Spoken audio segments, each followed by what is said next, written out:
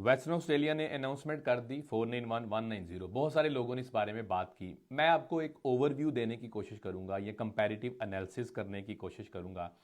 Overview इसका ये है कि इन्होंने वही सब कुछ दिया, यानी कि स्केड्यूल 1, स्केड्यूल 2 और स्केड्यूल 3 जो है, सॉरी, इनका जो ग्रेजुअल लिस्ट है उसके हवाले से इन्होंने बात की। ये मोर और लेस वही है जो पिछले साल या जो था प्रीवियस फाइनेंशियल ईयर के अंदर। अब प्रीवियस फाइनेंशियल ईयर वालों के हवाले से बात की, जो नॉमिनेशन को अप्लाई कर चुके उनको उसी के मुताबिक ही ये असेस करेंगे। नेक्स्ट इन्होंने ये बात की कि अगर आप इंटरस्टेट हैं या ऑफशोर हैं या आप वेस्टर्न ऑस्ट्रेलिया में हैं, आपको इक्वल अपॉर्चुनिटी दी जाएगी। यानी वेस्टर्न ऑस्ट्रेलिया वाले के लिए वैसा ही रहेगा जो कि दूसरी स्टेट्स के अंदर यानी ऑस्ट्रेलिया में रह रहा है या ऑफशोर रह रहा है। तो इन्होंने कहा हम इक्वल अपॉर्चुनिटी देंगे। इसकी एप्लीकेशन की फीस इन्होंने कोई भी नहीं रखी। इसके अलावा जो इसकी कम से कम इंग्लिश की रिक्वायरमेंट है वो कॉम्पिटेंट इंग्लिश यानी 6 ईच कहा गया। इसके अलावा 491 के लिए किसी किस्म का जो आपको जॉब कॉन्ट्रैक्ट नहीं चाहिए। अगर आप स्केड्यूल 1 की बात करें तो स्केड्यूल 1 वाले जो हैं उनको जॉब कॉन्ट्रैक्ट चाहिए full time minimum for 6 months आपकी क्लोजली रिलेटेड या नॉमिनेटेड फील्ड के अंदर। ये बेशक 190 है या 491 है। और इसी तरह 190 के स्केड्यूल 2 के अंदर भी आपको जॉब कॉन्ट्रैक्ट चाहिए क्लोजली रिलेटेड या नॉमिनेटेड फील्ड्स के अंदर।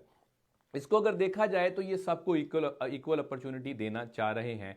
और जो आपका जो वर्क एक्सपीरियंस ये मांग रहे हैं, वर्क एक्सपीरियंस कहते हैं 1 साल का वर्क एक्सपीरियंस होना चाहिए, वो भी स्केड्यूल 1 की ऑक्यूपेशंस के लिए। ये 1 साल का वर्क एक्सपीरियंस आपका ऑस्ट्रेलिया से कहीं का भी हो सकता है। इसके अलावा आपका वेस्टर्न ऑस्ट्रेलिया से भी हो सकता है, ऑफशोर से भी हो सकता है।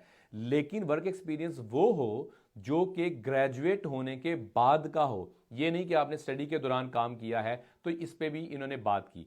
इसके अलावा ग्रेजुएट लिस्ट की बात की। ग्रेजुएट वाली वो लिस्ट है ऑक्यूपेशन की, आपने मिनिमम सर्टिफिकेट 3 पढ़ा हो और पढ़ा हो वेस्टर्न ऑस्ट्रेलिया से और कम से कम 2 साल के लिए पढ़ा हो।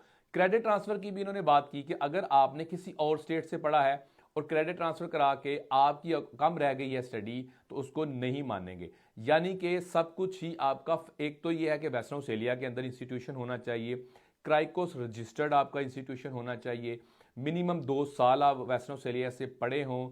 इसी तरह आपकी फेस टू फेस या ऑन कैंपस स्टडी हो अनटिल अनलेस एग्जेम्प्टेड है कोविड के दौरान, यानी जिनको कोविड के दौरान एग्जाम्पशन थी, वेस्टर्न ऑस्ट्रेलिया से पढ़ रहे थे और वहीं से ऑनलाइन बेशक पढ़े थे, वो कंसीडर होगा।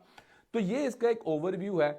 देखा जाए तो वेस्टर्न ऑस्ट्रेलिया जो है वो देना चाह रहा है उसी तरह उसी तवातर के साथ इनविटेशन जिस तरह इन्होंने पिछले फाइनेंशियल ईयर के अंदर दिया। मुझे ऐसे लगता है कि हर महीने के अंदर ये दोबारा से ही वही करेंगे, आपको अराउंड देंगे। 491 को थोड़ा सा रिलैक्स्ड रखा गया है एज कंपेयर टू 190। और अगर जो जो समझता है वो एलिजिबल है उसको अप्लाई करना चाहिए।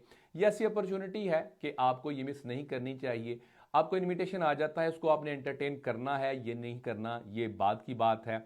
इसका रूल कुछ ये है कि इसको शुरू में आपको एक्सप्रेशन ऑफ इंटरेस्ट करना होता है। इसी तरह स्टेट आपको भेजती है, उसके बाद प्री इनविटेशन और डॉक्यूमेंट्स मांग के आप उसको असेस करके फाइनल इनविटेशन देते हैं।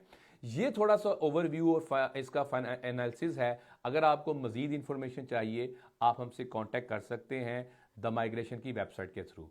Thank you.